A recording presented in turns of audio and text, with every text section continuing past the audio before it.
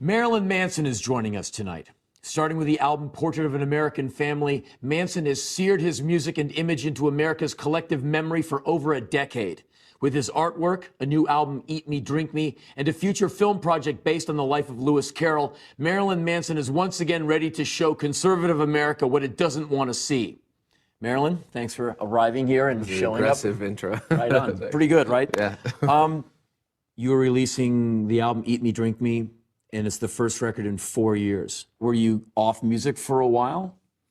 It was a strange period. I mean, I pulled a bit of a Ziggy Stardust moment where I wanted to quit music. I didn't really have any interest in doing it anymore because I felt the music industry had gotten to a point where I just felt completely unfulfilled, uninterested. It just seemed very objectified, very much a product, very much a cliche of what, someone was supposed to feel. But I just didn't really feel inspired to do it. And then I kind of sunk into a weird black hole of, I didn't really know what I wanted to do. And I kind of almost lost an identity. Like I didn't know who I was because I didn't really have anything. Because I've always identified myself personally by what I do. Yeah. And my greatest fear has always been not being able to create. And I almost got to that point. I got to a point a couple of months where I don't think I've ever been that lost. And, different things changed, different people in my life changed, things moved around. And I wrote one song and then it became maybe the fastest record I've ever worked on. But this is the record that I've always meant to make. Oh, wow. I never did before. What does this new album say about America, if anything? I'm not sure if this record is very American specifically. I think it's probably the most autobiographical. I think the center point is about wanting to find a connection. I think it's like the ultimate desire to feel like you're a part of something, that you matter. So to me, the whole thing is about wanting to feel a part of something. Yeah, So in that sense, I mean, it's kind of very comprehensive of my whole life, if I have to look at it objectively. It's like more of a personal statement than some of the other records? Yeah. I don't think it's me looking at the rest of the world anymore. I think it's me looking very much at myself, not even looking at myself, just saying stuff about myself I would be maybe too embarrassed or too self-conscious to say.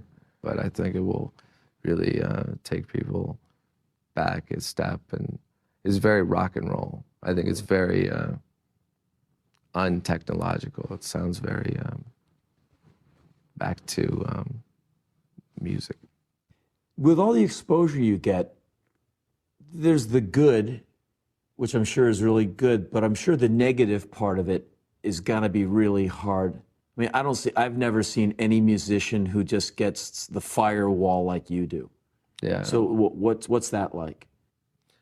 I've learned to kind of ignore it, but as far as after surviving Columbine, I think I kind of went over the hill of like what you can tolerate, because that was just like the worst. That was, I'm in Hollywood and people are giving me dirty looks like I did something wrong. Yeah. I'm like, what the fuck? What are you doing? So I've just learned to deal with it. Right. I had to move out of LA. I moved to Chatsworth. Oh, nice. I remember I was at Sunset Sound down the street, down the road in Hollywood, doing vocals on a record. And I took a break, went out to the front lounge, watching the news, Columbine. I was like, oh no, this is really bad. I said, they're gonna have to blame it on someone. They're gonna pin this on someone who's not at fault, because no one in this country likes to take personal responsibility, bad parenting or whatever. Yeah. I said, they're gonna hang this on someone by sundown. And he said, like who? I said, crazy rock and rollers, Satanists. And I said, someone like Marilyn Manson. Yeah, I kind of assert myself as an obvious candidate for everything like that. Like I can't feel Like I didn't ask for it when I make a record, like Antichrist Superstar. It's kind of, Well, that asks for it. yeah. In a way. I You mean, say you have a title like that, you're kind of going like, it's here. Yeah, Come on. exactly. So I didn't do any press. I refused. You know, I got offers from everyone. Yeah.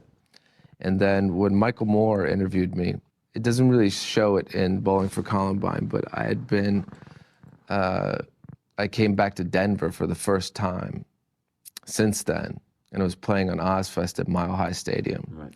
And we had hundreds of death threats. So I'm thinking, if I'm gonna die, it's gonna be today because it's Mile High Stadium. They're not gonna be able to stop it if someone wants to, you know, shoot. So when I went on stage, there was, you know, I just had to decide, okay, I can't live without doing what I do, so I have to accept the fact I'm gonna die for it if it's gonna be today. And it was a great show. Obviously, I didn't die. But when I did that interview, there wasn't really a name for the documentary. It wasn't really there. I feel a little bit, I don't know, I wouldn't say used or anything like that, but when he did the interview, I talked to him for about 2.5 hours. And a lot of the stuff that he went on to say in the second half of the documentary was stuff that I said to him, but it opened a window that kind of reintroduced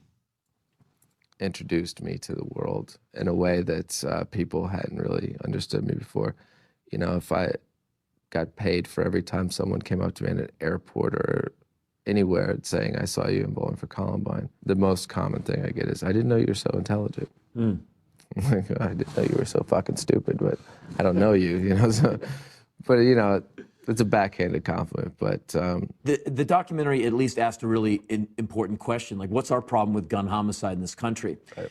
And your moment, and I've seen the thing twice now, and it's your moment in that that really resonated with me the most. I appreciate it.